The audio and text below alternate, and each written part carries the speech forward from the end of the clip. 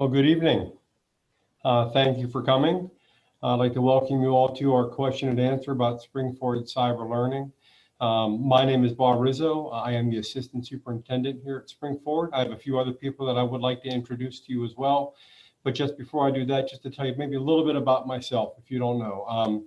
If you've been emailing cyber@spring-forward.net or me personally, it's typically been me responding, trying to share with you as much as I can about what our goals are, what Spring-Forward Cyber Learning is, and how it's going to take a new role here in our district. So a little bit about me. I'm a father of four, married, my wife Rebecca, and we have four children, Aiden, Andy, Sarah, and Sophia. Aiden and Andy are twins at the 10th or 12th grade center. They're both juniors, or going to be rising juniors.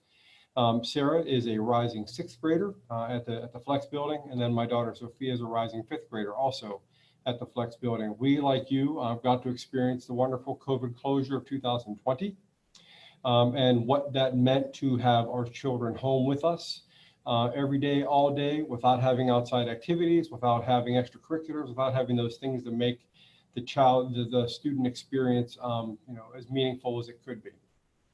So I'm with you. We are here in the Spring-Forward area, and we went through a lot of the same pains that you did. So we understand some of the concerns we have around cyber learning, what it is, what it could be, and maybe even dispelling some of the myths. So tonight it's all about helping you be more comfortable, and I'll get into that in a little bit. But let me just talk to you a little bit about the people that are here, the team that's here tonight to take part in tonight's session. First of all, our moderator tonight is Erin Crew. That's Erin. Hi, Erin. Thank you for joining us. She'll be moderating and facilitating the questioning. She is our Director of Communications, Marketing, and Media. And she is, whenever the website is updated or communications go out, etc., she is the person that makes that happen. She is not the face that was on the screen before. That's Rich Praviti, who is one of the people that tends to facilitate meetings. So he's not here with us tonight. Erin is. So thank you, Erin, for that. Additionally, we have our Amanda Myers, who is our Spring-Forward Cyber Learning Coordinator. Generally, when we get into the model, when we get into the work, Amanda will typically be your first point of contact when you have questions. She'll be facilitating with teachers. She'll be working alongside of teachers to get things up and running and moving. Amanda works at our 10 through 12 center right now, and she has been with us facilitating what we call SFVA, Spring-Forward Virtual Academy, which is the cyber program we have had in place since 2012. So we welcome Amanda, even though she's continuing on in her role, albeit a bit more expanded. And newly to our Spring-Forward Cyber Learning, but not new to the district, is one of our curriculum supervisors, Dr. Heidi Rockland. She facilitates, or she's a supervisor for math and music and a few other things, and she wears a lot of hats. But we embrace her as a member of our team, and she will serve as our cyber principal. So whenever you have questions from an administrative standpoint, she will be your contact. And what we're going to see over the course of time is you're going to see me a lot, and then gradually we'll start to phase Ms. Myers and Dr. Rockland in, and they will begin to kind of take this over once we get things up and running. So again, welcome. I do have a few minutes of a presentation. Again, this is really geared towards Q&A, but I want to make sure that I get a few things out there. It's just sort of some pressing questions that have been out there, a little bit more of an understanding of what's going on. So, okay, we're hearing that it's hard to hear. Give me 1 second. Let me see if I can adjust the settings on mine.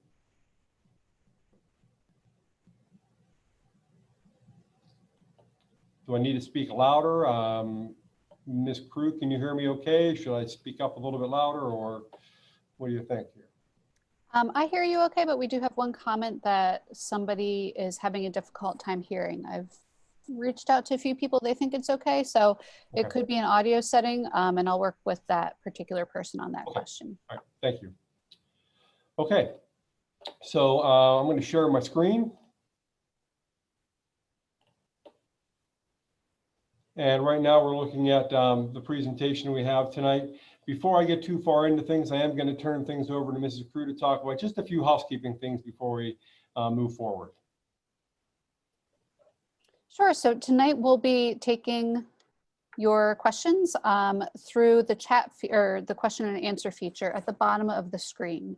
So if you are watching this from a laptop, if you hover over the bottom of the screen there, you'll see a little Q&A bubble, and I see a few of you have already found it. So what we'll do is I will be compiling your questions. If we have some repeats, I'll lump them together with one main question. And then at the end, I'll read them through for Mr. Rizzo, and we'll go through answering them. If you do have a question specific to your child, this might not be the best forum to bring that up. On the screen now, there is the email address, which Mr. Rizzo said earlier does go directly to him. A question specific to your child, just for confidentiality reasons, you should email to cyber, C-Y-B-E-R, at spring-ford.net. Thank you. So a little bit of history, how did we get here? And I wanted to provide just a minute or two about how we ended up where we are, because there were some comments about that, and I want to make sure that I address those. We have been talking here at Spring-Ford about bringing a cyber option to the district that's a little more expanded than its current form since the beginning of the school year. Dr. Murray, our Director of Curriculum and Instruction, and Mr. Catalano, Bob Catalano, our Director of Technology, and I have met multiple times throughout the year. But back in September, House Bill 1897 was proposed. And the idea behind that was that all public schools were to develop a cyber option for their families. And the initial timeline was by November of this year, 2020, we would all have plans in place for a full implementation for the 2021-2022 school year. That circulated, there was a lot of talk about that, what would that end up looking like? And then in January, there was further discussion on that. We met a few more times. And then over the course of time, COVID hit. Okay, give me 1 second, let me do a quick adjustment. So over the course of time, there was a bit of a change in plans, where as we started navigating through the COVID crisis and the closure, the mandatory closure. So Spring-Ford Cyber has been something we've been discussing for quite some time. And again, our plan was to roll it out. Hopefully this helps make it a little bit better. Our plan was to roll it out for the 21-22 school year. We hastened our timeline. We have a long-range plan that it is to be embedded into everything that we do. We have 11 buildings here in our district. The idea for Spring-Ford Cyber Learning was to be the 12th building, albeit a cyber building. So students had additional options and flexibility, whether it be late start time or whether it be they want to advance their credits and take more than they can take during the school day. They just want to get that online asynchronous experience. So that's the idea there. Now, there was some thought about this is a response to saving money for the district. And while I'll address that a little bit later, there's an element of truth to that. As stewards of taxpayers' money, our job is to do our best to try and create options that are high quality, but also are within our budget. So that is definitely a factor, although it was not the primary factor. Our primary factor was, of course, to keep our students. People come to Spring-Ford for a reason. They like the community, they're proud of the district, they want to be part of it, and we don't want them to leave because of a pandemic or because of a concern about their own child's safety. So that was the idea behind that. So the survey process started, and this is where I'm going to have to apologize. Mrs. Crew and I got together and we talked about how do we start to get information. So we decided on July 1st to send out an interest survey. Now, the reason why we did that was Dr. Murray, that Director of Curriculum Instructor, she sent out a how did we do survey at the end of our school year. And in that, several families, 351 to be precise, both all suggested that they would be considering some sort of a cyber option if we were to go back in a phase where their children would be unsafe. So we needed to dig into that a little bit more. So we sent out a survey on July 1st. Our plan was to see how much interest there was and to use some of that information to build a projected budget. Our intention was always to share information with families that requested more information, The problem was we were going to wait a few weeks, and many of you were expecting some of the answers right away. So we apologize for what seemed to be a lack of transparency. That was on us. The other issue we had was we gave you an option to either be notified via email or via phone. After 1,400 people completed the survey, we realized with over 200 people requesting contact by phone that we were not able to do that in a timely manner. So then we started creating the videos, again, with our attempt to be as transparent as possible. Fast forward to yesterday, that's when we released our enrollment form. Now that is the enrollment form. So if you completed that form, we now know that you are interested in Spring Forward Cyber Learning. We know that you're interested. That doesn't mean you're committed permanently. That just means we know that you want more, you want to move forward with it, and somebody from our team is going to be contacting you during that week of August 10th to start to build your child's schedule. So that's the idea there. And now let me just talk about August 3rd, because this seems like it works contrary to what I've been saying all along. But August 3rd, we're asking families if they know they want to do Spring Forward Cyber. It's right there. Okay. Okay, I'm going to talk louder. Sorry.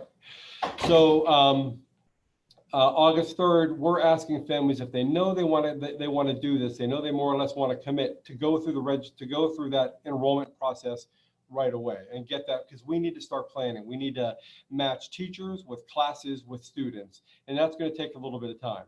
That doesn't mean that if you're unsure, you're out of luck. That just means that we'd like most of us that are interested to commit by August 3rd so we can get the process started in the most efficient way possible. If you are not ready by August 3rd, then take the time that you need to make the decision that best suits you and your family. So the purpose of tonight's meeting, we're going to talk about what is Spring Forward Cyber Learning. This is not a return to school planning discussion. There's been a lot of board level discussions about that. There's been over 80 people that have been part of the planning process with red, green, and yellow plans, and the Spring Forward Cyber Learning planning. That's not what tonight's all about. Tonight, we're not able to talk a lot about the platform, and I know that's disappointing to some of you. We're not able to talk about Edgenuity or VLN, Virtual Learning Network. I will say this, as of Monday night, our board had a proposal for us to partner with Seneca Valley to use Edgenuity. I can say that the board has not approved it, so there's a process we have to go through with approval, and we don't want to share information for a platform that may or may not get approved. But I will say that that is one of the ones that we're looking at, the one that we're looking at using. But if that doesn't work, or if that doesn't fit within our district, we already have Virtual Learning Network, VLN, that we can use that will also meet our needs. I would just say at this point, I know there have been a few of you that have emailed wanting to see the platform. I would recommend you go to YouTube or start doing some Google research on Edgenuity versus Virtual Learning Network or VLN, so you can see what that student experience is. If you go to YouTube and look up Edgenuity student experience, you'll get some videos and they'll show you what that looks like. And I know for many of you, a cyber learning experience, a true asynchronous cyber learning experience might not be something you're used to. And I don't think it's fair to compare it to what happened in March when we were in sort of like crisis mode and moving forward with a new form of instructional delivery. So check that out and see what you think. And again, we are also here to address specific questions. And to Ms. Cruz's point earlier, we need to make sure that we preserve confidentiality. So if you have a question about your child that's going to violate some sort of confidentiality because they have an IEP need or something along those lines, maybe this isn't the most appropriate audience for that, reach out to me. I do have a within 24 hours policy that if you email me or email cyber@spring-forward.net, I will absolutely get back to you in that amount of time. I might even get back to you and say, I don't have an answer, hang tight. I'll get it for you as soon as I can. So I want to help family understand what their options are. As we finish this meeting tonight, you're going to have a better idea of what Spring Forward Cyber Learning is. You may not know if that's the option for you or not, but what you need to know is at some point between now and the time school starts, you as a family are going to have to commit to probably one of four options. Either A, You're going to remain in Spring-Ford Area School District as in an as-is sort of like setting, where you'll go through the red, the yellow, the green phases, and your child will have that experience, whatever the governor and or the district decide. You could choose a homeschooling option, and there is a little bit of information on our webpage about homeschooling. You could choose an outside cyber charter, and I would just recommend that if you're going to go that direction, that you do your research.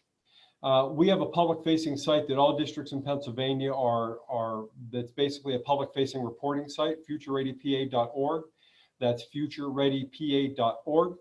Visit that site, check out school performance, look at those options, see what the pros are, see what the cons are, and use that to help inform your decision if you're going to go that direction.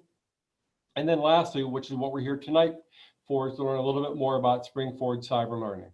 And again, our long-range plan, which we started back in September, was to create a cyber experience for our families, to create some flexibility, to open up a few doors, to allow students access to additional classes during the school day, to allow students to sleep in if they want to sleep in, or if they're very busy with athletics, maybe arrange your schedule such they get done a little bit early by doing a course online so they can not miss that much school if they have dismissals because of activities when we get back to activities. Now, and again, this is where I want to say, it has been mentioned that this is purely a budgetary move. And in part, there is some truth to that, because we do need to be good stewards of taxpayer dollars. So we're creating an option. We just hastened our timeline. We wanted to have something in place for 21-22.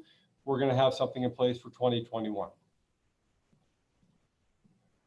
So there has been a lot of information added to our website. And if you wish to visit our website, you can go to our homepage. And I'm going to stop sharing here, and I'm going to share the website page. And Aaron, I know you put a link on there that you're probably drawing my attention to, but just so you can get an idea of what Spring-Ford Cyber Learning's website looks like. So if you go to the homepage, you'll get this update, and that gives you information about tonight, registration, etc. You close that pop-up. And what you want to do is go to our schools. And as I mentioned, we see Spring-Ford Cyber Learning as one of our schools. Scroll down to Spring-Ford Cyber Learning, click on that, and that'll take you to our updated page. Now, just to give you a quick tour of the page, some of you have asked about a sample schedule. So we threw a few things up there: a 4th grade sample, an 8th grade sample, 11th grade sample. That is not a set in stone schedule. What that really essentially just gives you an idea of what a framework could look like. One of the benefits, and we've talked about some of the negatives in board meetings, et cetera, of asynchronous learning, one of the benefits is the flexibility your family has. So a 4th grade sample for the morning, you wanted to maybe do math work. Mid-morning, take a brain break field trip, go somewhere that we're allowed to go to during this closure time. So just build your schedule. Generally, when you're in an asynchronous environment, we tend to look at time per day and time per week, not necessarily a rigid schedule, but our teacher and our school counselors and any one of our Spring-Ford Cyber Learning staff can kind of help craft that for you if you need some help. When it comes to outside cyber schools, you're going to hear the term learning facilitator, learning coach, etc. In many cases, they're referring to the parent serving in that role. And while you would also serve in that role to a small extent with Spring-Ford Cyber Learning, you will have the access of all the teachers that your children are attributed to and the staff that are here to help you help serve your child. So these are just some samples. Definitely not a set in stone thing, and we can help you with that, or you can build it yourself, again, based on the needs of your child. Now, we did put up some videos here, and to get some more information, you get to see a lot of me. What will my child's cyber day look like? How will my child interact with friends? Who will be teaching my child? Can we return to the classroom mid-year? And then there are some additional benefits. Some of this has been there for a while, but check some of these things out. There's a lot of information here, and we will continue to update that on a regular basis. Most recently, late last week, we put up an FAQ document, and we update that daily. And just to talk a little bit about what that means, as we were getting emails at cyber@spring-forward.net or to me directly, what I would do is I would take those emails and the questions in the emails, and I would generalize them for the all parent population, and I would start to populate a Google Doc. So you're looking at a Google Doc of questions that have been asked specifically by families. And I figured if one family asked, other people might have the same question. So we started to build that out. So with the help of Aaron Crew, we were able to get that up on the website for you to take a look at and hopefully glean from. So that's the website in a nutshell. So feel free to check that out. And again, we're going to update that pretty regularly. All right, now we'll go back to sharing my screen again. There we go. So that's just a screenshot of our website. And then here's once again, here's the top page, here's the front page where you just saw. And again, Dr. Rockland and Ms. Myers that are there kind of as your front line. So like anything, we're going to have a few guidelines in place. First of all, I promise I'm going to give you honest, authentic answers. If I don't have an answer I'm going to tell you I don't know, and I'm going to write it down. Ms. Crew is serving as the moderator, so she'll be reading questions to me. I think I just saw we have somewhere around 78. And as you know, there are probably going to be some duplicates. So if the question that the person before you asks is similar to yours, we might not specifically speak to yours because it was generally covered. We want to try and cover as many areas as we possibly can in the time that we have. Questions should relate to Spring Forward Cyber Learning. That's what tonight's all about. And I know there's a lot of question around our reopening plans and red and green and yellow and what that all looks like. Tonight is really about our 12th building, our 12th school, which is Spring Forward Cyber Learning. We want to be mindful of confidentiality, as I mentioned it before. Tonight is intended to be informal, relaxed, and informative. You're seeing me. This is the real me. I will be as honest as I can. And if you don't get what you need from tonight, you can certainly email me or email cyber@spring-forward.net, and we'll get back to you as soon as we possibly can.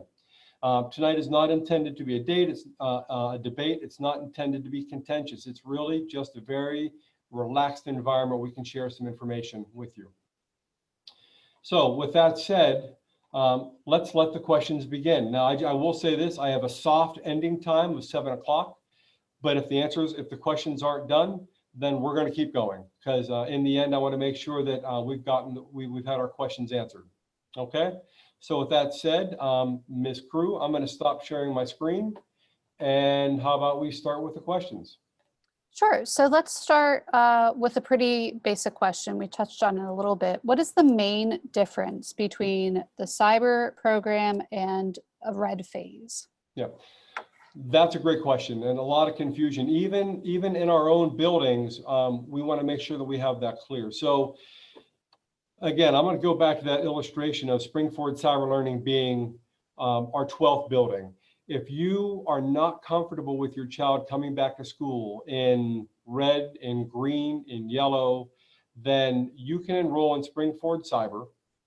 You have complete flexibility to decide either to start in that red, yellow, green system or start in Spring Forward Cyber, and then you can swap out.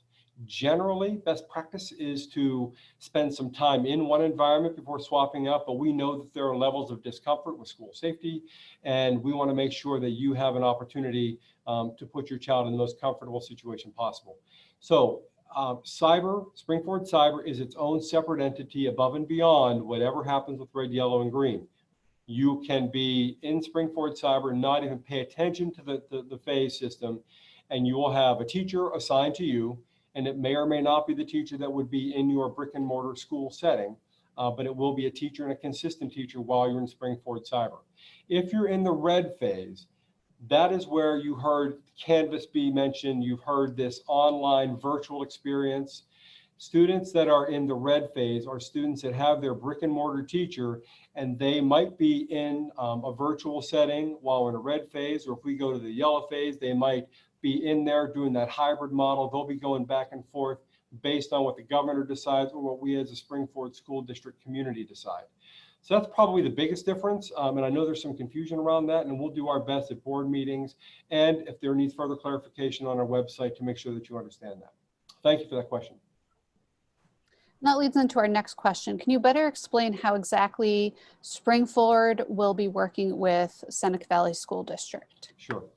And that also was a little bit confusing. So we are actually signing, our goal is to sign a contract with Seneca Valley to receive consortium pricing to use Edgenuity. Now let me unpack that a bit.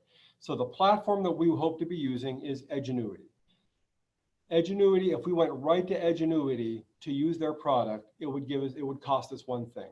Through Seneca Valley and their partnership for technology, we can get the same product at a consortium or lower price. Further, we have what's called COVID pricing. So we get if you were paying attention to the board meeting, we get the same product for a slightly lesser cost this year because of families and their concern, and that is Seneca Valley's response to some of the COVID concerns. Your child will not be taught by Seneca Valley teachers. The platform was not built by Seneca Valley teachers. The product was built by staff members that were teachers at Edgenuity. Now, the difference is if we continue our partnership, or if we begin our partnership with Seneca Valley, they will take those courses that are on Edgenuity's platform, start to match them to our curriculum, and then our teachers will do the final tweaking so that the experience that your child gets cyber aligns with what the brick and mortar setting is going to be. Will the content be the same? Not completely. Will meeting the standards be the same? Will the scope and sequence be the same? Yes.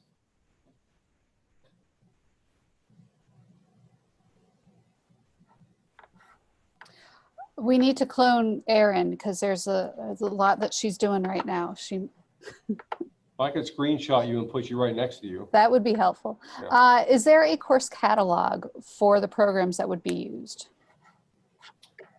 So yes, if we go with Edgenuity, we do have that course catalog available. If we go with the Virtual Learning Network, which is sort of like our default, if the board doesn't feel comfortable with Edgenuity, we have that course catalog as well.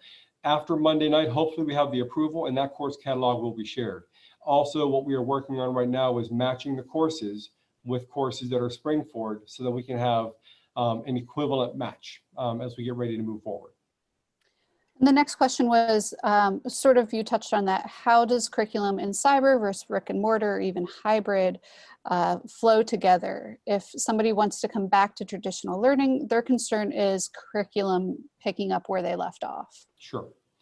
So the curriculum, and you hear the term curriculum thrown out there, and I'll use the example of a textbook. So for many people in the math world, Pearson Envision Math or Envision 2.0 is a math text. That is not a curriculum. That is a resource that was put out by a textbook company that is aligned to the standards, maybe aligned to the PA core, aligned to whatever. So we see that as a resource, not as a curriculum. A curriculum is a framework that is built by our teachers that is designed to meet the PA core standards or next gen science standards or whatever the standards are that a state is following. And then they would do a backward mapping thing. So they would identify the standard, the eligible content, the assessment anchors. They would take those pieces and they would identify when they should be taught throughout the year. And they would identify resources or a resource that best meets the need to meet those standards. So in the classroom, you would have a textbook. In the classroom, in the brick and mortar classroom, you would have a set of resources. If you are in Springford Cyber, you will have also resources, but they might not be the same as what will be in the classroom. That's why if you're in Springford Cyber, you might not have a textbook, and you probably won't have a textbook, but you will have a series of learning experiences through videos, interactive activities that will match the standards, that will help meet the standards. So as long as you're moving along pace, and we provide a recommended pace through Edgenuity, as long as you're staying with that recommended pace, when you decide to go back into the classroom, you will be pretty much right with the class. Now, will you be exactly with that? That is to be determined, but that would be a simple adjustment or a transition plan that would be developed between you and the brick and mortar teacher. So let's talk about the elephant in the room. Does the cyber school have a synchronous experience or any live lectures? Sure. And is there a reason, can you explain why cyber schools are typically synchronous? Sure. So first of all, to address the elephant in the room, Edgenuity or virtual learning network, whatever the platform is designed to be an asynchronous learning experience. And what that means is asynchronous means it is flexible. There is no live teaching. There's no direct instruction. The information is all presented at a self-paced, flexible manner so that your child can work whenever they want to work without being bound to be at a computer by a certain time. That is the gem of an asynchronous environment. Now, what we have been hearing is that a lot of families would like to have that synchronous or that live teaching experience because their students, their children need to feel a connection. And we hear that and we understand that. As it is right now, Edgenuity and VLN are asynchronous experiences, but based on the number of teachers that we have, based on the number of enrollments that we have, if we can create some synchronous experiences for your students, we're going to try and do that. Will it be a direct instruction environment? No, that's not what it's going to be. Will there be opportunities for us to connect for social emotional learning, for connected for your student to get to know other students, for your student to get comfortable with the teacher? That we are hoping to be able to work in so that your student can feel connected. And your student will still be connected to their home school, their brick and mortar home school. So if there are activities happening there, if there are extracurriculars, you are, as a Spring-Forward student enrolled in Spring-Forward Cyber Learning, entitled to all of those benefits as well. Thank you. Will there be an option to go to school physically to learn? Any sort of hybrid classes? Mainly, we're looking at high school questions for that one. Sure. Sure. And really, eventually, our long-term plan is to build complete flexibility with student schedules. For this upcoming year, we are hoping that most families will be comfortable with whatever mode they decide to receive instruction. But let's say that the child wants to have one class in school. Let's say that because of the way specials are done in Edgenuity, that they want to go into the art room. They can come in for that as long as that family's comfortable. We wouldn't require it because you're in a cyber environment because of some of the comfort that you lack by being face-to-face with the teacher or around other peers. So it's really going to be based on you. But yes, to answer your question, there will be opportunities for your child to have a hybrid type schedule. And if you went through the enrollment process that went live yesterday at noon, you'll see that there was a question asked, are you interested in any in-school sessions? So we're going to try and make that happen if we can. So let's talk about specials for a moment, probably more so the elementary level. Will specials like health, PE, art, music be part of the cyber program? And if so, what would that look like for the student? Sure, some will and some will not.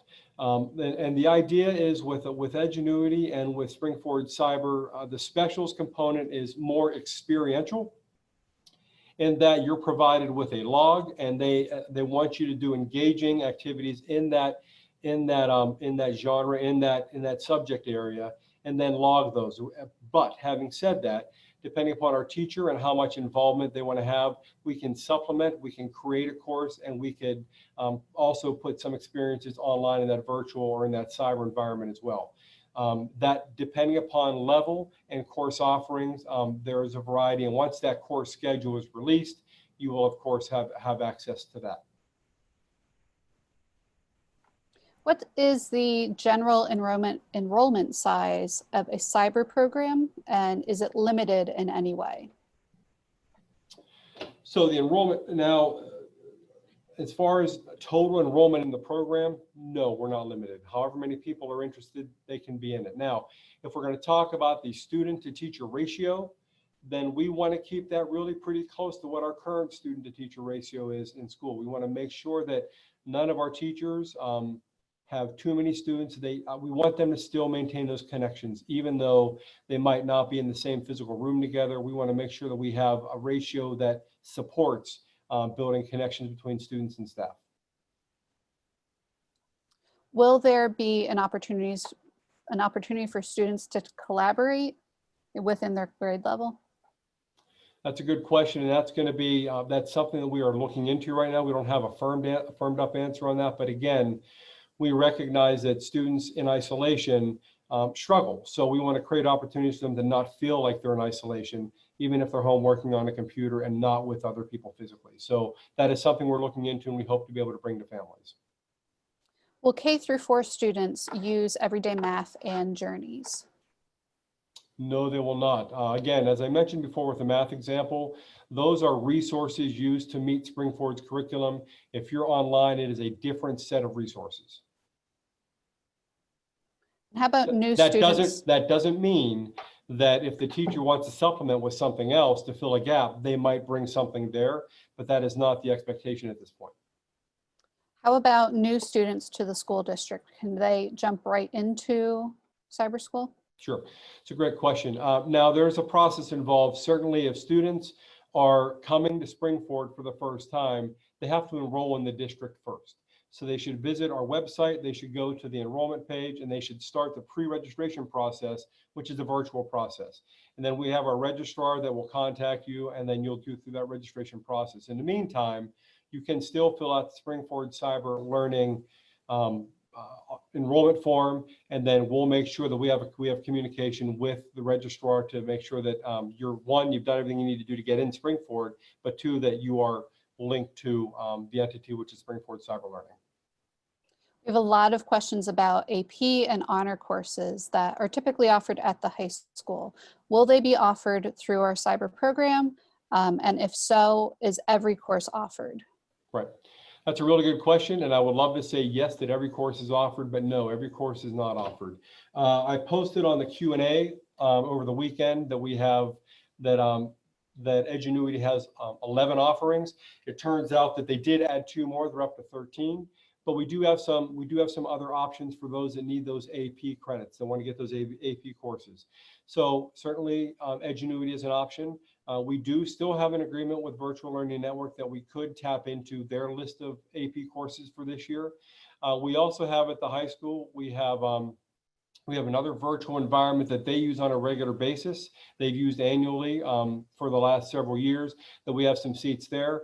And then if a family is interested in coming into the building, some courses might be better suited in the building if it's an AP course. Like a lot of our AP art courses are not available online, and for obvious reasons, sometimes coming into the building is a better setting for that. And then yet the last option is, if our teachers are able to do that, they can take a course and they could revamp it so that it could be an AP quality course. As you know, with AP course offerings, there is a training that a teacher has to go through to be certified to teach an AP course. So those are variables we need to work through. But yes, there are opportunities for AP. Now, the other part of that was honors courses, and there are a list of honors options as well. If through that enrollment process, there was an option for you to type in your child's schedule, make sure that you indicate honors and AP so that we can match whenever that process comes. We can match your child's schedule as much as possible to what's there, and then we can enhance the opportunities either through VLN or Edgenuity, so that we get as close to an equal match as possible. And more so the elementary level, is there a gifted program offered in cyber? And if so, how do you measure or determine if a student is eligible? Sure. So there is a process for identifying whether somebody should be receiving gifted services or not. So if that process happens, obviously we go through a process of evaluation with the school psychologist. There's a request to evaluate, and we go through that whole thing. If a child is already identified as needing gifted services, one of the emails that I got was, a child is not gifted twice a week for 2 hours each. A child is gifted all the time, and I completely agree with that sentiment. Yes, your child will be assigned, a case manager will be assigned a gifted instructor that will help not only provide enriching activities with them, but also work with the classroom teacher, or in this case, the Spring-Forward virtual teacher, to provide enriching opportunities. Once again, just like special education, it would be customized to the need of the student. Not all gifted people need the same gifted resources. So that will be a customized experience based on the GIEP team, as well as that gifted teacher, and as well as they know your child, they know what they need. What about dual enrollment? Is that an option? Dual enrollment is an option. One of the questions that came up was, will my child still be able to go to the Western Center? Will my child? So whenever you look at things like that, and I know that's not what this question speaks to, but I wanted to touch that first. If somebody is a Spring Forward student, if they've been accepted into the Western Centers program, that's CTC, they can go there and do Spring Forward Cyber. Dual enrollment is often done through the ways at the high school are either having adjunct professors come in, or by doing some virtual experience, or by visiting a university. And of course, if you are a dual enrollment student and you're taking classes from Montgomery, taking classes through another university, then you would be also subject to whatever their red, yellow, green phase plans are. So you just want to be on top of that. But yes, the same options that are afforded to you as a brick and mortar student are afforded to you as a Spring Forward Cyber student.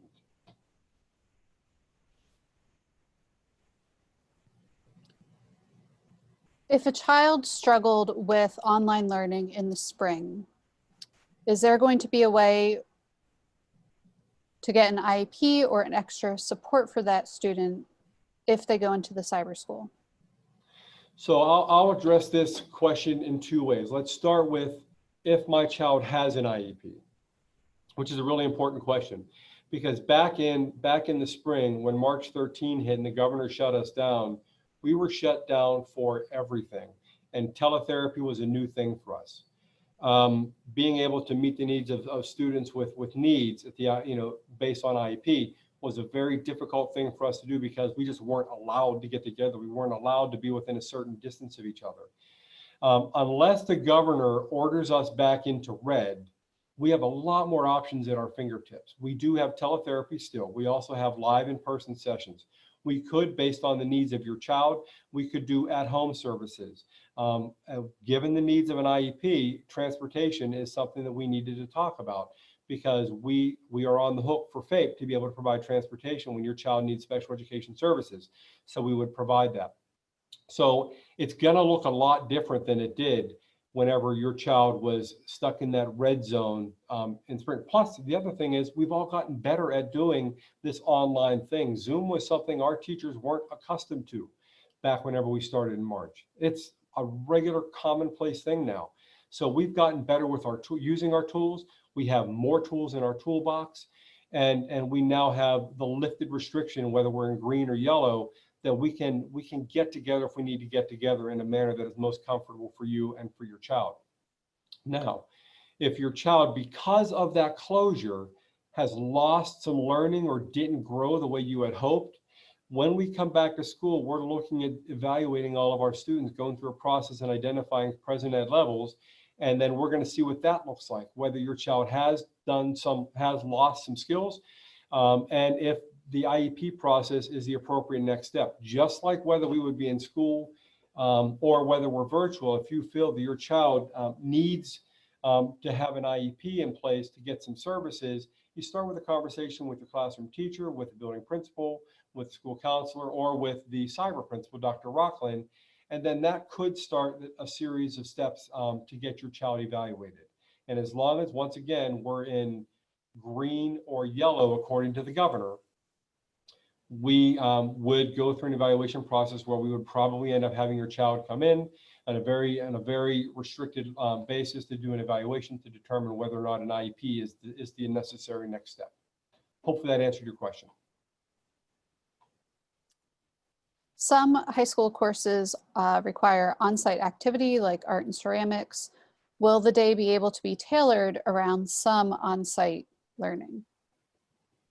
Yeah, and again, one of the gems of asynchronous learning is you can build that schedule however you need to. I had a student email me earlier today, and a senior, and she works and she's part of a co-op program, and she said, am I going to be able to work? And because of the way that the program is set up, she can get her time in, she can put her hours in whenever works best for her, which then allows her to go to work. So in this case, if there's a particular course that meets during a certain time of day, absolutely, you could build your programming, your daily schedule around your child coming in for that. Now, oftentimes we're going to have a conversation with the family to determine what's best for transportation.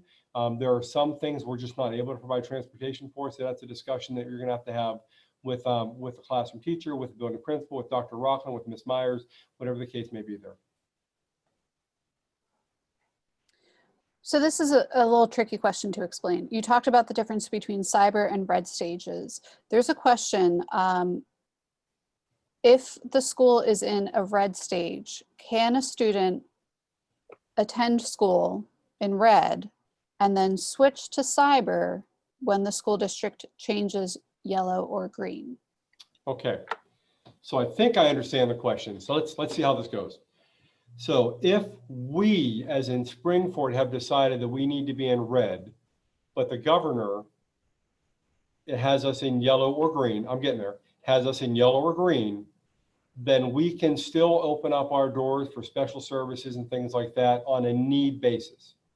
Now, I think what your question is actually dealing with, if we are in the red virtual experience, there's going to be some live instruction delivered from our Springford teachers to our students through Zoom and through Canvas.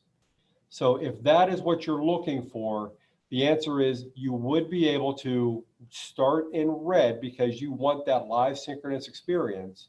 And then once we go to yellow, if you're not comfortable anymore, then you could go to the cyber, you can go to Springford Cyber to continue your instruction that might look a little bit different. I would say this, let's say that in a worst case scenario, we are yellow and then we're red and then we're yellow and then we're red and then we're yellow. You get the point. We don't recommend you going to the brick and mortar virtual experience in red while they're in red. And then when they go to yellow, you come to Springford Cyber and oscillating back and forth. We don't think that's the best for your child. But yes, we do have some flexibility to move you in and out of red if you want that live experience that what Dr. Murray and her team is suggesting is going to happen. Did I get the question right? You did. Awesome. Thank you. Yep. So if a child is scheduled for cyber school, can they also be outfitted with a brick and mortar schedule should things change, or should the family decide to transition back into in-person? Yes, and I think probably the best way that we handle that is on that enrollment form. What I'd like, if you haven't already done it, I'd like you to indicate that you are considering coming back into the brick and mortar setting. Because what we'll do is we will build a schedule for you as a placeholder so that when you are ready to come back, we don't have to build a schedule. Whether that's at the elementary level or the secondary level, you'll have teachers assigned to you, and then you'll be able to seamlessly go back into those classes. We would, when you're ready to do that, want to develop a transition plan for getting you back into the brick and mortar. So that will be a conversation again with your teacher, with one of the principals, just to kind of decide what is best for you and your child. Yeah, I think that answers the question. What about PSSAs? Will students in cyber school take PSSAs? Well, I know we all love and look forward to PSSAs and keystones and all that standardized testing. I know that's such a great experience for everybody. So you may or may not know this, but there is an opportunity to take PSSAs and keystones online. Generally, school districts don't always go that direction because they worry about technology failures. And if any of you have been following the AP on the college boards, how some of the technology issues they had by doing the AP tests online, a lot of school districts are afraid of that happening to their children, so they kind of shy away from it, but it is an option. Generally, we would want you to come into the building to take PSSAs once we get to April, or if we're taking keystones in December. If we're still not in a safe environment, I think we would have to have a conversation and decide how we can provide an environment we can give a secure test site in a safe manner, social distancing, so your child can take your PSSA or can take the keystone safely, most likely in a virtual setting.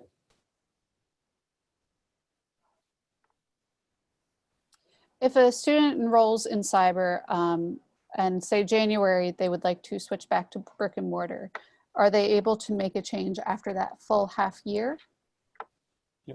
Yeah, and again, generally, whenever we're rolling this program out and years down the road, we might have some more structures in place and maybe a little bit more rigid guidelines. But for this year, our goal, once again, is comfort. Our goal is parent comfort and flexibility. Again, we want you to feel good about sending your child to school, whether that be in a cyber environment or whether that be through the red, yellow, gold, red, yellow, green environment. Again, we want you to be comfortable. We do want you to have conversations with the staff so that we are aware of how you're feeling and what you're doing, so that it can be as meaningful of an experience for your child as possible.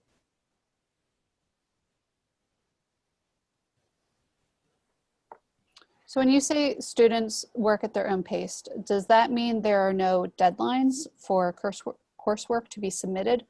For example, does a lesson that has to be completed by Friday have to be turned in that day, or can the child take the test at their own pace? This particular person had some difficult time keeping up with the pace in the spring.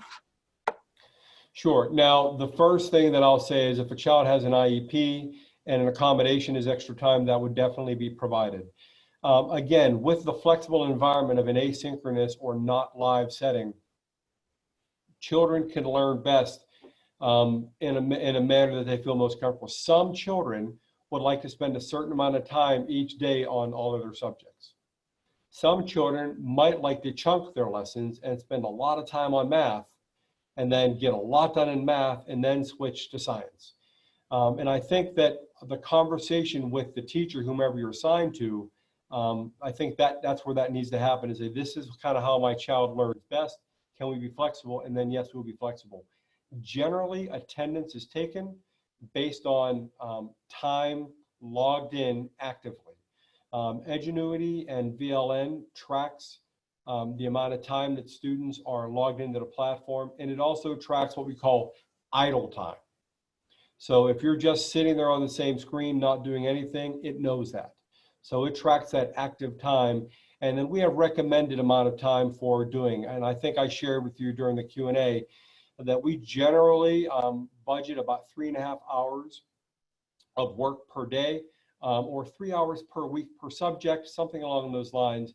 And that's usually the minimum. And then the more time that you put into it based on the subject, based on the grade level and the level of rigor, will certainly may yield a higher score or a higher grade.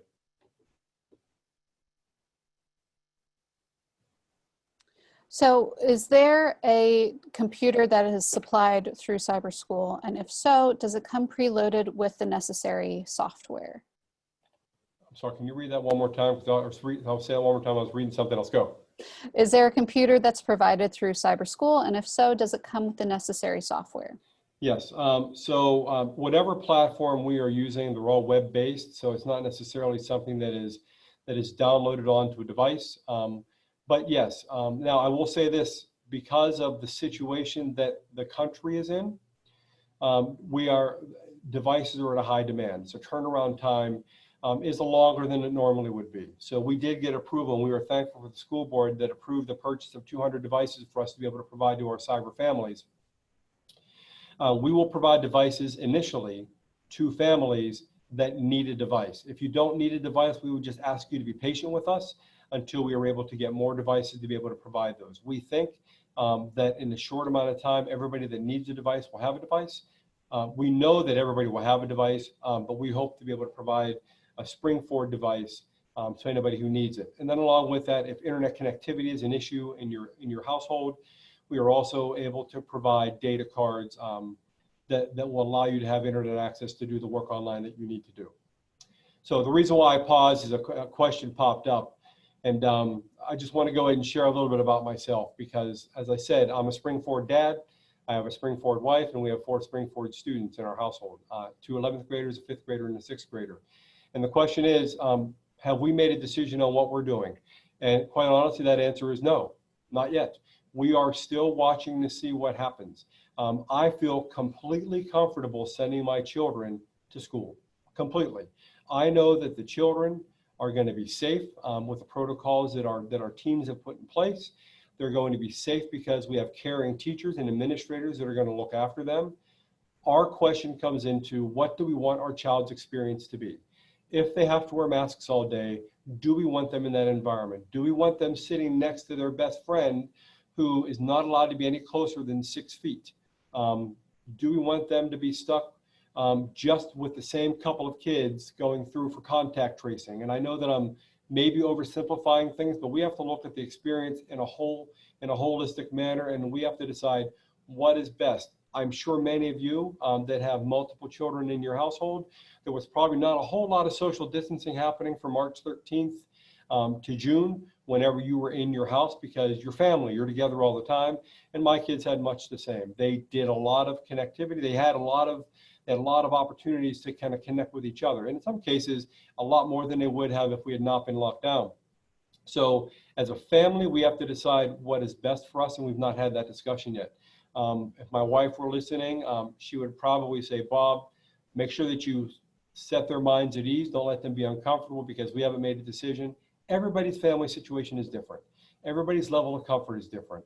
You have to make the choice that is most comfortable for you, and we here at Springford are going to support that. And we're going to make a decision, and we're not sure where we are yet, but we're in the same situation you are. We are going to support the school district the best that we can. Your wife might be listening. There is a Becca on the call. Well, I'm sure she's giving me a grade right now. So there's one question that has come up a few times, and it seems to be a little bit of confusion from Monday night's meeting. Based on the board meeting, it appeared as though there was a certain amount of licenses. Their understanding was that the licenses are flexible, but what if there's a cap? Can you explain, can you clarify the license question there? Sure. So the way that the pricing works, whether it's VLN or Edgenuity, and if it was Monday night, then you're talking about Edgenuity pricing. We purchase a certain number of seats for the quarter, for the semester, or for the year, and that could be anywhere from 1 to 100 to 3,000 to 8,000. We have a pricing structure, like I mentioned. There's a COVID pricing number, but then there is also a regular pricing that would be in place afterwards. So what that means is we have something called concurrent licenses. So let's say that we have 200 seats. We can put 200 students on the platform at one time for a certain price.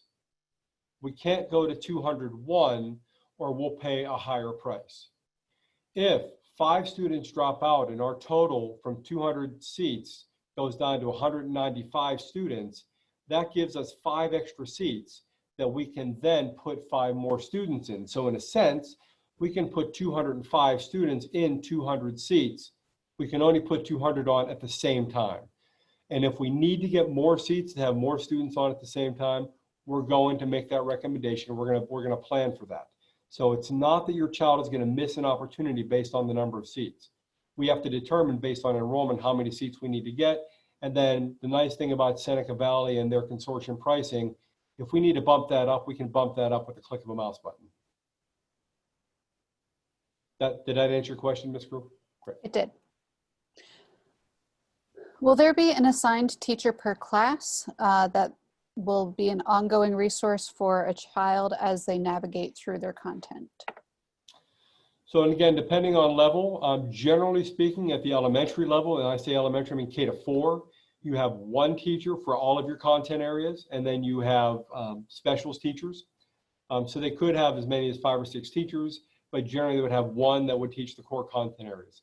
At the 5-6 level, they have a partner teaching, or they have a team teaching thing where, like my daughter who just finished 5th grade had 2 teachers. Depending upon the content area. And as they get older, there's more teachers based on the number of periods. So depending upon the level, your child might have 1 teacher for all content areas, or they could have a number of teachers for each subject area, because certification does play in. And we do want to make sure that we have highly qualified status with our teachers.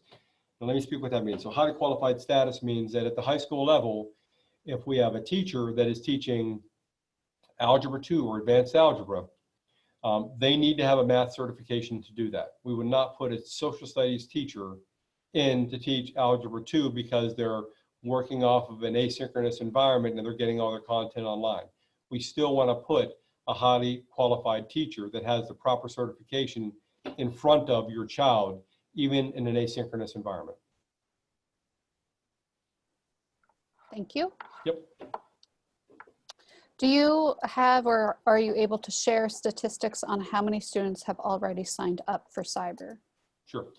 So as of, I think I checked it at about 4 o'clock today, we had about 180 people that have already signed up to be part of the Springford Cyber Learning Experience. Now I did go through and look at the list, and some people did multiple entries. and I have not yet looked to see why, whether they changed the schedule or whether they just weren't sure it's submitted. And in full disclosure, I did go in partially through the enrollment process and I changed one of the settings because I didn't have it set up for you to receive a confirmation email that your responses were submitted. So that has been updated. So after a certain time today, if you enrolled, you should have received a confirmation email from our software that we use to register that you did receive, your enrollment was received, and a copy of your responses.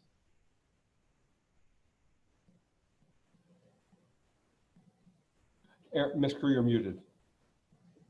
Sorry. Sorry. Will we be mailing textbooks and supplies to students?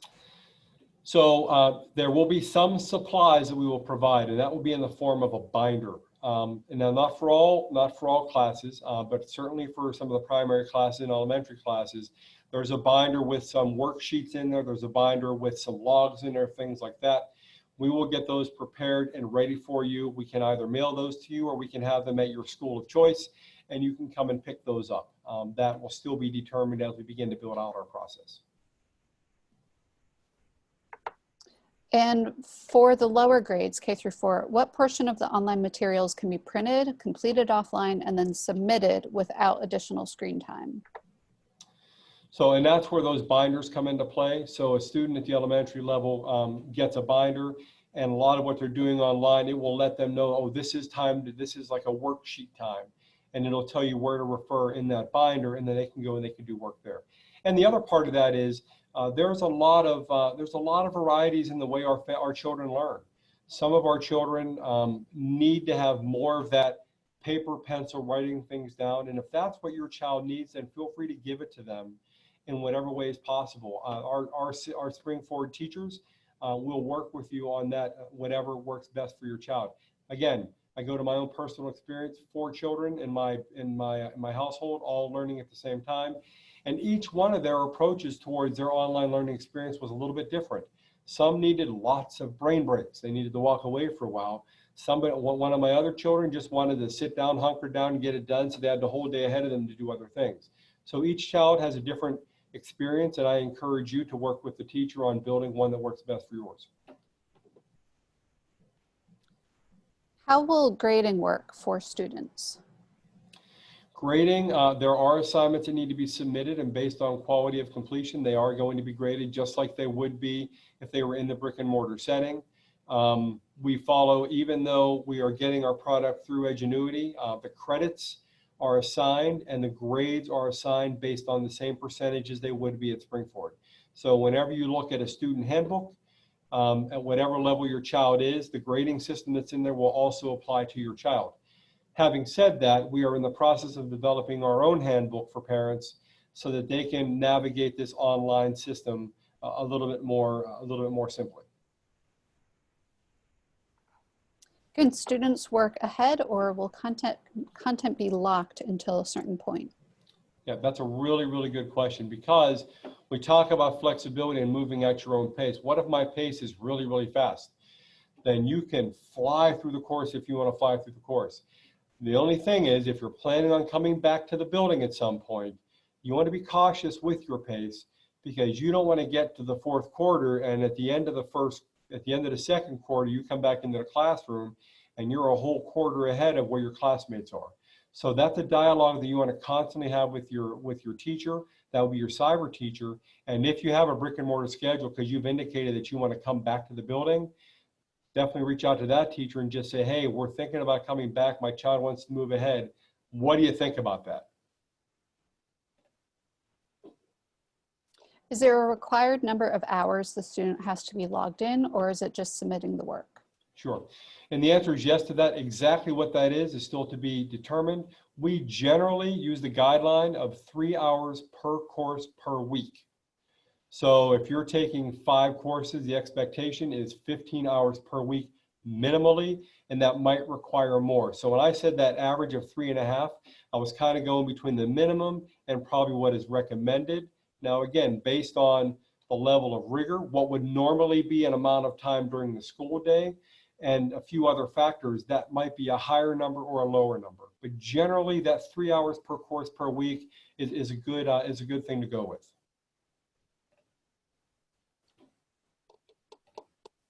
Will brick and mortar extracurricular activities be accessible virtually, or will a child be required to be there physically to participate?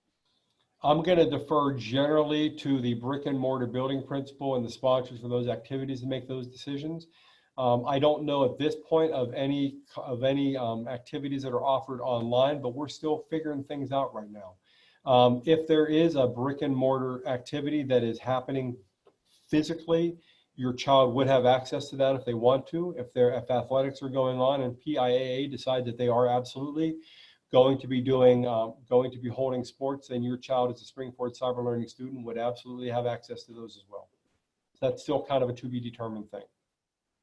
Will my student be learning alongside other Spring-Forward students their age? So theoretically, could they reach out to each other for homework and questions? Great question. And the answer is yes, with a couple of small exceptions. So if you are an 8th grader and you're taking 8th grade algebra, anybody in your class that it would be in the brick and mortar class might not be in the cyber class, but there would be other 8th grade students that are taking algebra, and you would be able to reach out to them and have study sessions. You would be able to be connected to them. Now, of course, there were some questions about my child is accelerated a year or 2 years. Will they be able to take that accelerated class? Yes, but they would be with their non-age peers in that class, not necessarily with their age peers taking a different math class, if that helps.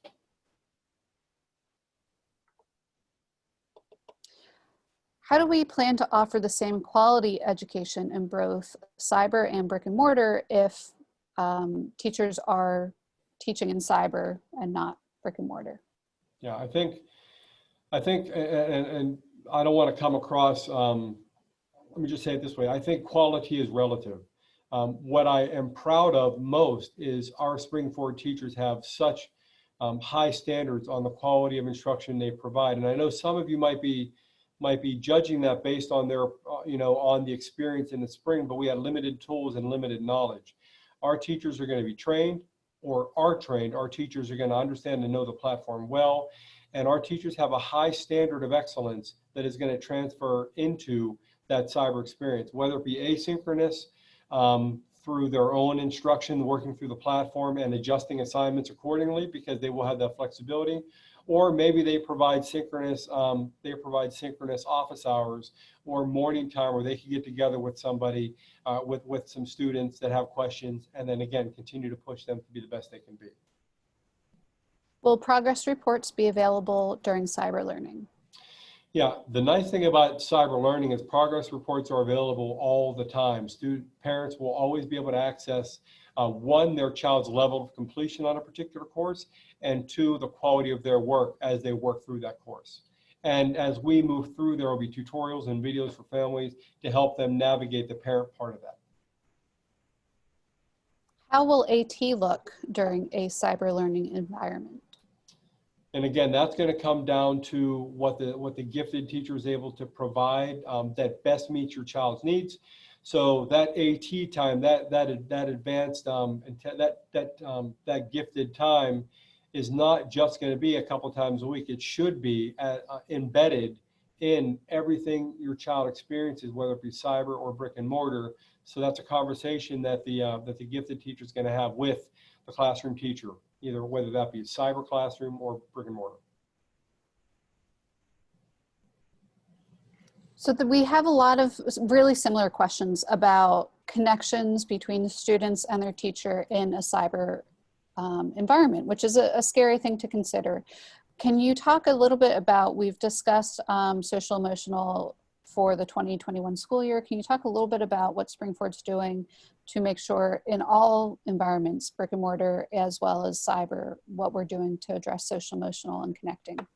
Yeah, and I can't underscore this enough. At the board meeting, the administration and in part the school board has been accused of not considering certain aspects as we went through our red, yellow, and green plans. Special education has come up a lot. Mental health has come up a lot. What are we doing about social emotional learning?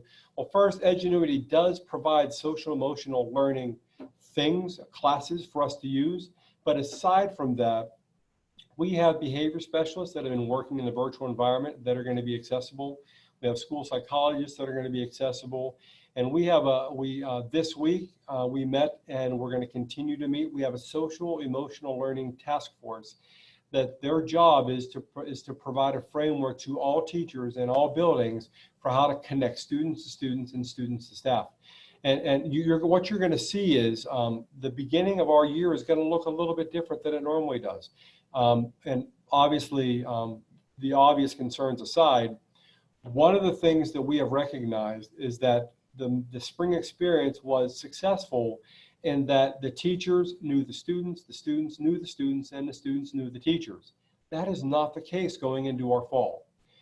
We have to build relationships again. So what you're going to see when your child comes back to school, whether it be brick and mortar in red, yellow, or green, or whether it be through Springford Cyber Learning, you're going to see a strong emphasis placed on getting to know each other and building connections. We need your child to feel connected, to feel like they belong to something, because they felt disconnected for so long. So what exactly that looks like is still to be determined, and it's going to be, we want the teachers to have a say in what that looks like. So we need to wait to get them on board, to get them signed up, and then they will be a big part of that discussion. But we have a regularly meeting district steering team that is focused exclusively on providing social emotional learning opportunities and mental health opportunities to our students. And then we have our SAP process. Whether you know this or not, this past year, all of our elementary classrooms, all of our elementary buildings were SAP trained. We now have SAP teams in every level, in every building. And whether we're together or virtual, or whether your child is in a cyber environment, Springford Cyber, or in the brick and mortar, you have staff members that are looking out for your child. And if we're seeing some areas of concern, or if you report some areas of concern, we have structures in place to help you help your child, and for us to help your child. What might an autistic support classroom look like? Yeah, that's a really good question. And let me first say that I did answer that question in the FAQ, or in the Q&A session. And generally speaking, when it comes to an IEP, what we know about autism is that not any two students with autism are the same. We know that they're very different. Much like any student that has a particular diagnosis, they're all going to present a little differently and have a different set of needs. So each child, their needs are going to be met first by determining what is the best means of instructional delivery and what supports are going to need to be in place to help that. That is best determined by the IEP team. So it might be that if you have a child with ASD, with autism, and they want to do this virtual environment, we might have to put some significant supports in place to help your child access those structures. It might need to be that your child comes to the building for a while. And it just might be that the Springford Cyber Learning experience isn't the best thing for your child, but the IEP team needs to convene and have that discussion with the parents. And quite honestly, it needs to be a very real discussion where we talk about what your child's needs are, what their present levels are, and how we can best put some supports and services in place to make sure that they are growing.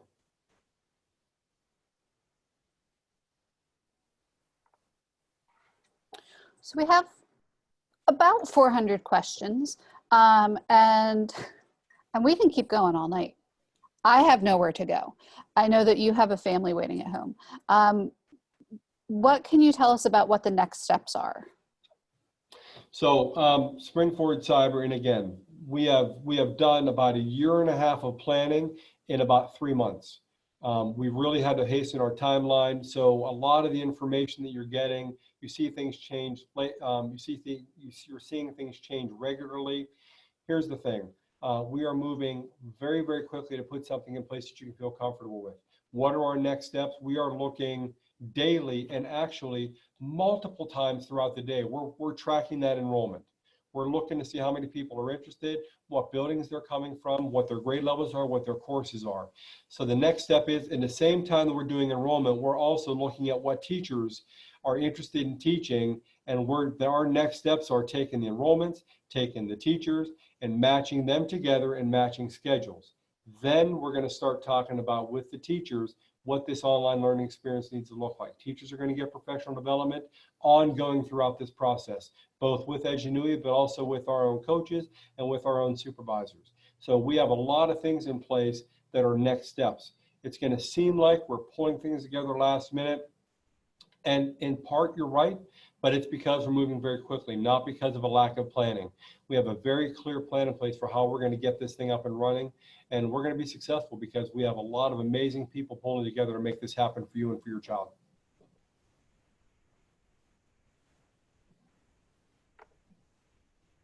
And just to loop back once more, there may have been some people who hopped in a little bit late in the meeting.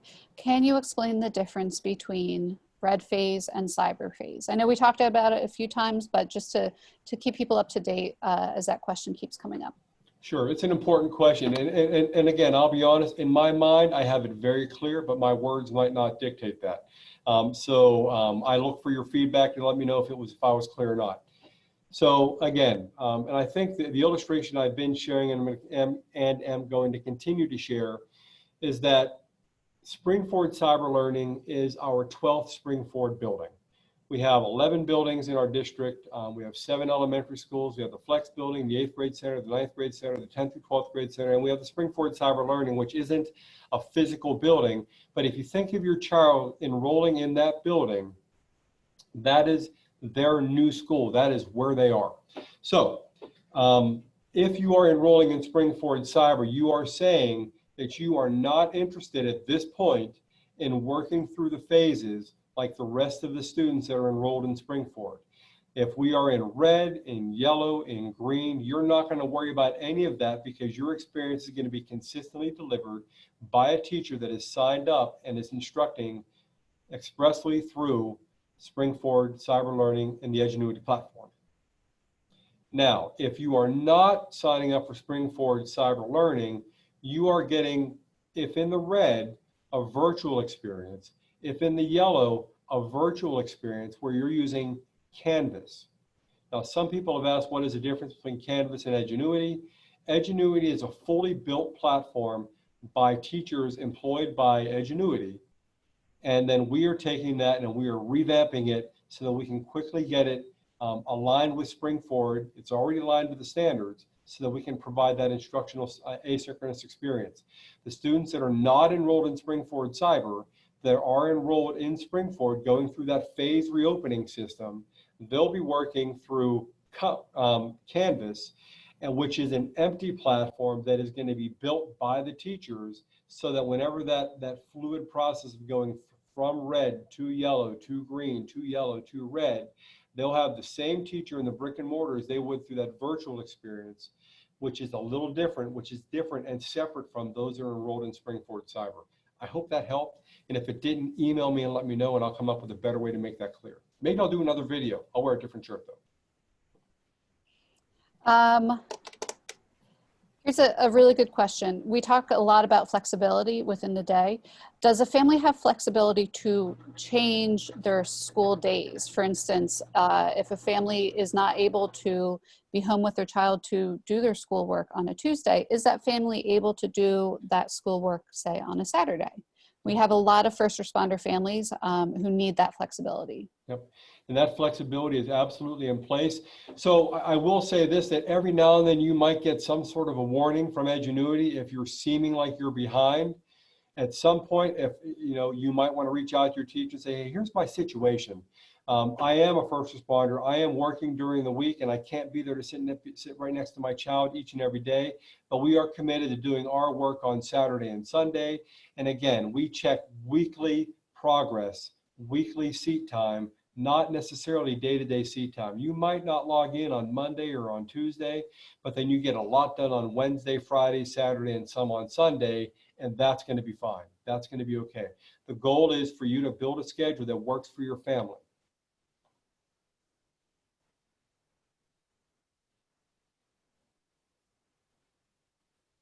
How many swaps between cyber learning and brick and mortar are allowed each school year? Okay, so again, I go back to this year being a flexible year, and we're going to be more receptive to swapping based on family comfort. But when there are a lot of swaps from different entities, whether it be Springford to Springford Cyber or outside cybers like PA Cyber back to Springford, whenever you have those transitions from entity to entity, it can be a little disruptive to a child's learning path. So we want to minimize those as much as possible. In a year when we're not talking about COVID, we're not talking about quarantine, we're not talking about social distancing, we are probably going to be a little more rigid with that, where we're going to say you can't go back and forth. But for this year, I think it's okay for us to have conversations about what your child needs, and then that'll be a decision that is based on your child's learning team, what is best for their situation. So I don't want to pin a number on that, because each child's going to be a little bit different. I would just say that generally you want to minimize the amount of times that you go from one entity to the next, because there is a little bit of disruption you have to work through. Is there a cost associated with the cyber learning program? No, to the district, yeah. The district is paying for seats for your child to learn. The district is paying for, if your child needs transportation, they're covering that. But for you out of pocket, no, there would be no cost to you at all.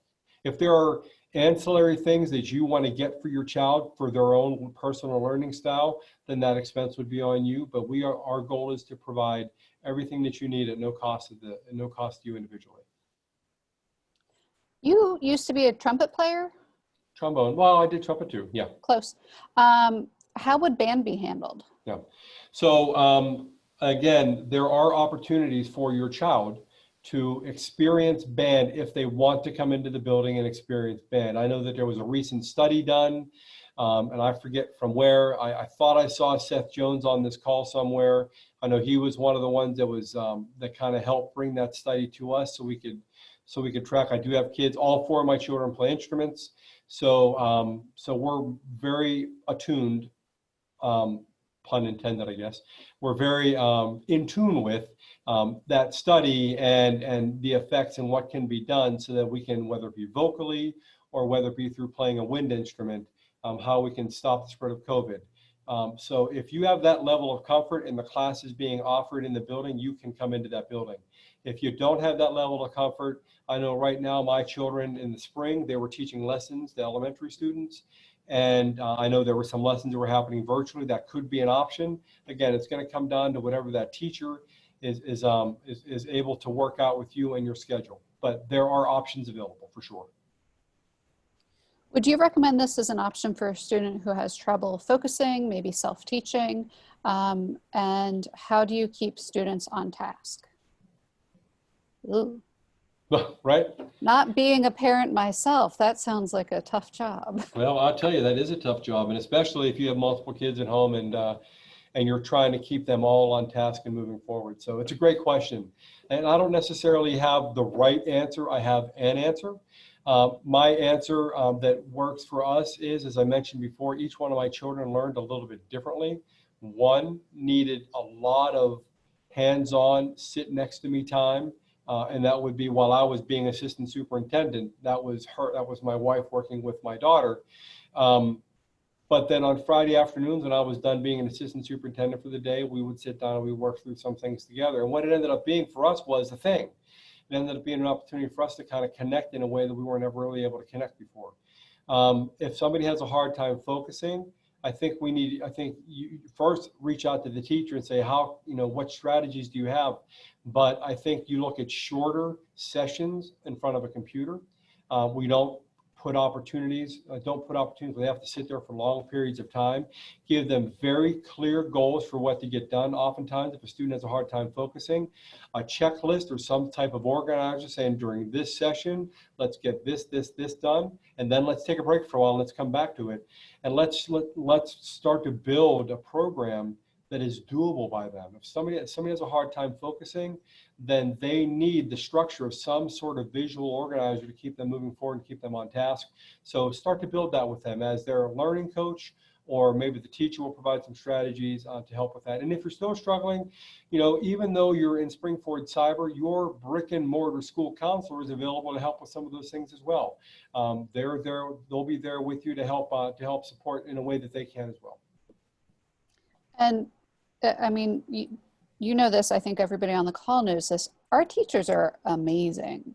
And I know that they're already over the summer talking about how to make these virtual changes, whether they're mortar teachers or not, cyber teachers or not, they're actively talking about how to engage and keep everybody going together. Yeah, I would just say this. When you sign on to be a teacher and you get hired at Springford, there's a few things that are in place. One, you have high standards. Two, you're committed to being a lifelong learner. You're committed to always growing. You're committed to always bettering yourself. And a lot of our Springford teachers are never satisfied with the status quo. They're always looking for the next thing they can bring to their families and to their students. So this summer, a lot of them have been getting themselves, I mean, they had whiplash like everybody did in March, because they had on Thursday, I forget the dates exactly, but on Thursday, March 12th, they were in school, and at the end of the day on March 12th, they were getting ready to walk out the door, and they were said, oh, by the way, we're closed and you're not coming back tomorrow. So we're going to work on figuring out a way to teach you through a virtual thing, but we got 2 weeks where you're going to be home to provide some form of instruction to your students. So they had whiplash like we all did, but they did marvelously throughout that time. And while a lot of people may feel like there wasn't a lot of learning, there was a lot of learning going on behalf of the teachers. They really grew a lot. They put extraordinary amount of time into building experiences for your children, and they kept doing that into the summer. And many of your teachers, many of your children's teachers have been working throughout the summer to build those experiences, whether it be on one of those committees, red, yellow, or green, or whether they're just at home building their resources, building that list of tools that they can use whenever we come back in the fall, because they know that we're not sure what's going to happen, but they still want to be able to provide meaningful experiences wherever your child is and they are. I would imagine they have some serious Pinterest boards going right now. Yep. How closely will classes match the classes that they choose, for instance, an 8th grade student? So it depends how you define that. If you define it by textbook, they're not going to match. That they're going to be, in most cases, they're going to be different textbooks. In fact, most of what you find on Edgenuity is not a textbook. But again, textbook is a resource, and that resource is used to teach a particular standard and eligible content. So the standards and the eligible content are going to be aligned in the learning path that the student takes in Edgenuity or in Virtual Learning Network, as well as whether they're in the brick and mortar, going through the plan, whether they're on Canvas or in the classroom 2 days a week and cyber 3 days a week, or virtual 3 days a week. They're both going to be going at the same standards, learning the same eligible content at roughly the same time. So they're going to be following the same path, but perhaps with 2 different vehicles.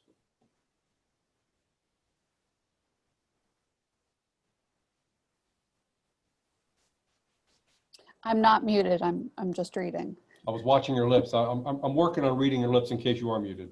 For some reason, Zoom has lost time, and some messages have now come in at 10:03. We've had some late nights this week. I know it's not 10:03 though. All right. A lot of questions still about grading, and the grades through cyber, they will be updated to Skyward as well, correct? How about attendance? How is attendance taken? So attendance is taken a little bit differently. Now, in your experience throughout the spring, you had an attendance question each day. And quite honestly, you could have done the attendance question and not done a whole lot else. You'd have gotten credit for the day, but you wouldn't have done a whole lot of learning for that day, and you would have had assignments not turned in.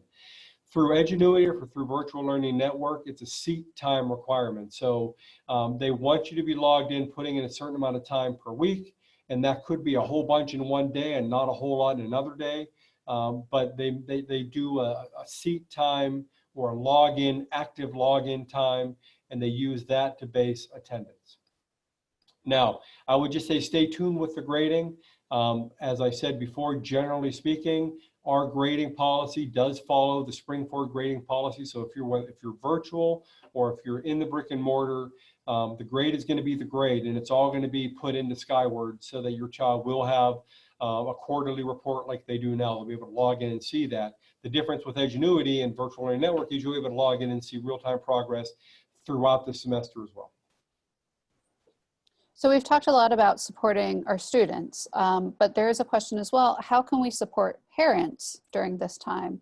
And we have talked about having a private closed Facebook group, which is active right now. Well, it's live right now, there's nobody in it. That will be there to support parents, a special place for them to go to interact with one another, to ask questions. But do you have any other thoughts about supporting our parents through this? No, I think that's a really important tool to have in place. You know, that opportunity for parents to be able to collaborate with each other and to talk. And I think it's important also that when parents have great strategies, that they maybe share them with us, and then we find ways to put them on our website, and we create an opportunity, or we create a link on Spring Forward Learning website, Cyber Learning website, so that they can go and get extra support. Also, I think our teachers do a fantastic job through email, and possibly through connecting through the platform with families to be able to say, hey, this is what your child is working on this week. Here's how you can help support them. And I know that at least through the Spring Forward teachers did that with me and my wife as we went through our learning. We got emails from our teachers pretty regularly saying, this is what your child is experiencing this week. Here's how you can help support. So I think you could see that. I would say you could probably see that continuing. We are open to suggestions. Again, we might end up building a community within a community so we can help support each other. And again, I think we learn a lot by diving in and making it happen. And I think we glean from each other. So I'm going to count on teachers as much as they're going to count on us. How can gaps in knowledge be addressed should the student return to the physical environment, given the resources are not totally aligned based on, you know, the flexibility with the student schedule? Sure. So gaps in knowledge, and again, let me use the example of, let me give you, I'm a visual kind of guy. So let me give you a visual. Imagine holding a cup, and in that cup you drop in some big rocks. So there you go.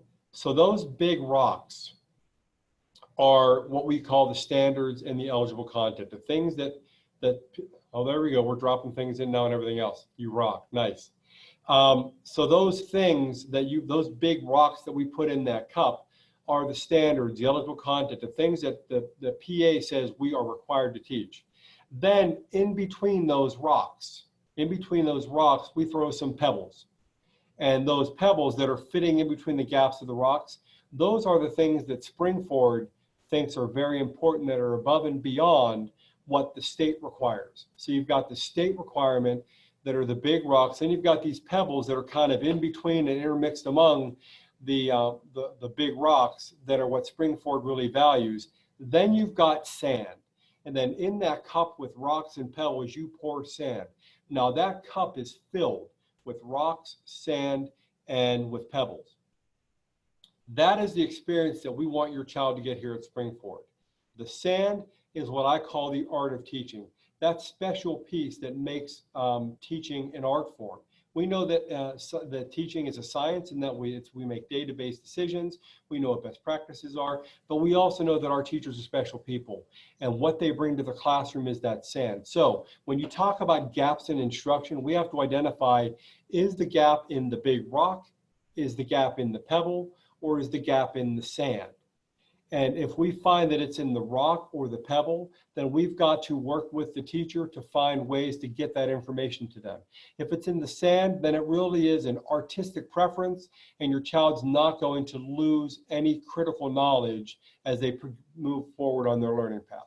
I hope that makes sense. That illustration helps a little bit, because it really comes down to what kind of gap they have. If they're not meeting a standard, if they've missed something, whether the assessment be through Spring Forward Cyber Learning, or when they come back to the classroom and they're thinking, oh my gosh, where am I? That's a discussion with the teacher, and then we will work with them on how to build something for them to work to get caught up if they're behind, or if they're ahead, how to keep them moving on their path. And you have been comparing cyber school to essentially our 12th building. Right. So even if a student moves, say, from Evans Elementary 4th grade mid-year to Oaks Elementary 4th grade, they're not always necessarily lining up day to day. So would this be a similar transition, moving from our school of cyber to a physical in school?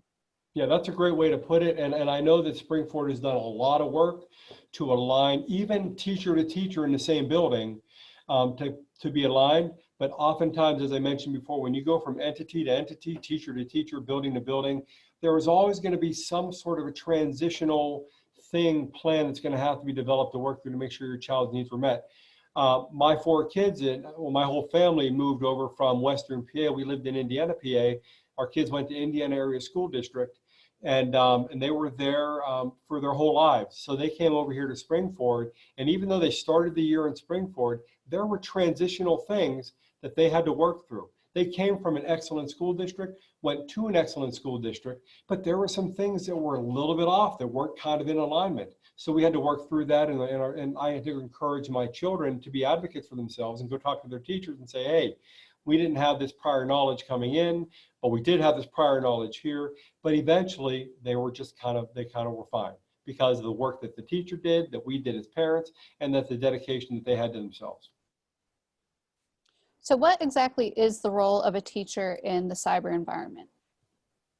Well, in just about every sense, while they might not be getting that direct face-to-face instruction, they are monitoring your child's progress. They are adding assignments. They are pulling assignments off. They're reordering things.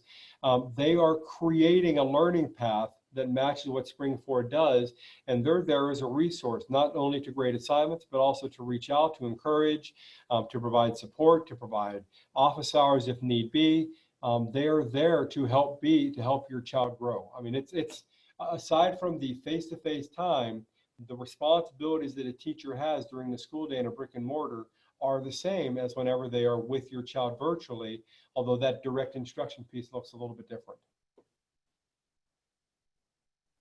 So since this is really the first year that cyber is being offered to our elementary students, we have had the cyber program since 2012 for our secondary.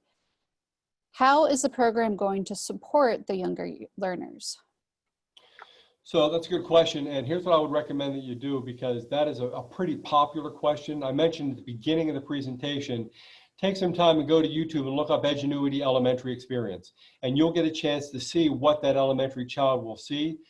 There's also a page on Edgenuity's website.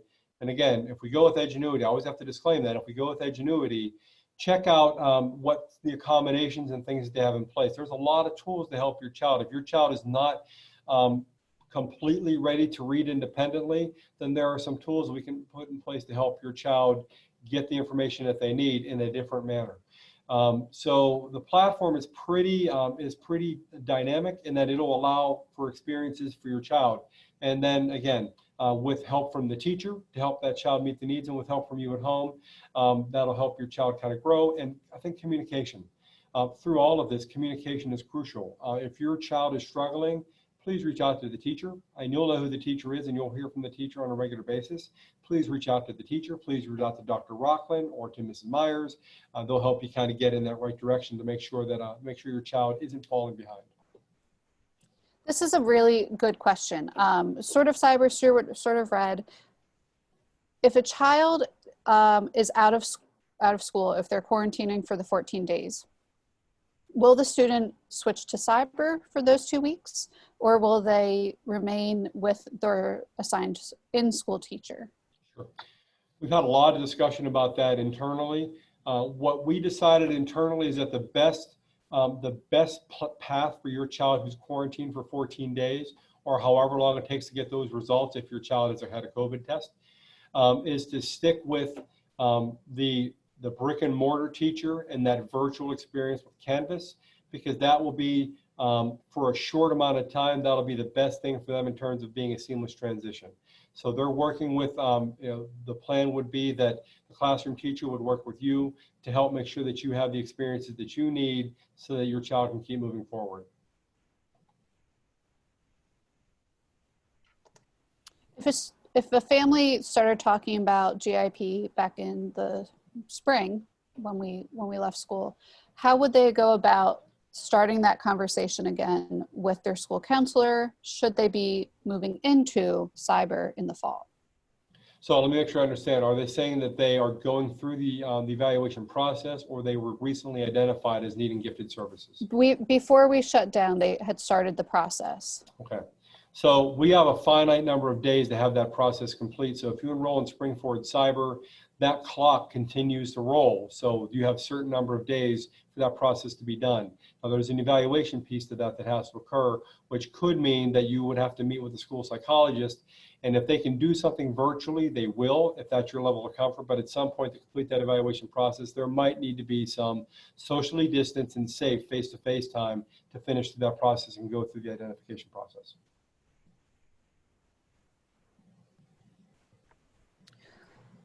So what is the deadline date? Let's say people leave this meeting and they feel confident that yes, for sure, cyber's for me, or they feel like I might still need a minute. Yeah. What can they do next? So what I don't want anybody to do is to go crazy when I say this. We would like you, if you are sure this is what you want to do, we would like you to enroll your child by August 3rd. That allows our team time to start looking at schedules and teachers and start to communicate with families the week of August 10th.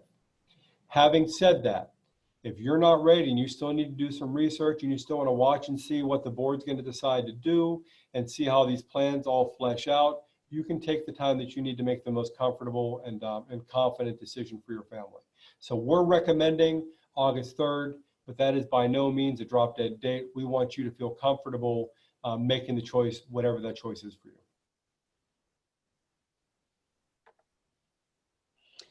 And we will continue to update it's a live running Google FAQ sheet that's on the website. I know that you talked about the website earlier. We have the videos up there. There was a question about those videos being closed captioned. They are being transitioned over to YouTube so that they can be closed captioned. But that resource page on the SFCL site is going to be updated. We made it through a lot of questions, not all 456. Okay. So we have some big work ahead of us over the weekend to continue to update that page. But this video as well, which is being recorded, will be on the site also. Perfect. And let me just say that while we may not have gotten everybody's question, hopefully we at least touched on something that's close to the question that you asked. I would ask you to email us, but let's just say, hypothetically speaking, that I'm looking at a Q&A with 458 questions. If we get 458 questions emailed to us, it's going to take us a little bit of time to respond. So be patient with us. We will respond as quickly as we can in the order that they're received. At this time, I will probably ask Dr. Rockland and Ms. Myers to help me answer some of those questions. And I might even enlist Ms. Crew maybe to answer questions that they're comfortable answering so we can get back to you in even a faster manner. But I am committed to getting answers to you as quickly as possible. We will continue to update that rolling FAQ sheet, and we'll continue to put resources on the website so that you can make the most informed decision possible. Can I ask one more question? You sure can. I knew it was coming. Will classes be marked as cyber on a student transcript for college applications, or will it be marked as Spring Forward? So it will be marked as a Spring Forward course. There might be some coding that would identify it as an online course, but it is a Spring Forward diploma. It is a Spring Forward class. So in that regard, everything about it is going to look Spring Forward. For internal recording, we need to differentiate between the courses. So there will be a coding that'll be different on our end. That's it. Okay. We will go through all the remaining 464 now. We'll go through them all. Okay. Well, I want to thank you all for tuning in. Hopefully, we were able to deliver at least enough information to keep you moving forward. Hopefully it was a warm and inviting environment for you. Again, I answered questions as I knew them as truly as possible. And again, some of these decisions are going to be, or some of these questions are going to be answered by a team of people, but feel free to continue to reach out to us if you have questions. And again, I'm expecting a high volume of questions coming. So when they come in, just be patient with us. We will get back to you as soon as we possibly can. Okay? Thank you so much for tuning in. And again, make the decision that best suits you, whether you choose Spring-Forward Cyber, brick and mortar, outside cyber, or homeschooling, or whatever. If you're not sure, reach out to us. We'll help you make that decision. We want you to feel good about your child's experience. Thanks for tuning in, and have a great day. And thank you to Aaron and Heidi and Amanda and Dr. Gooden, I see is there, for hopping on the call as well. Have a great day, everybody. Thank you.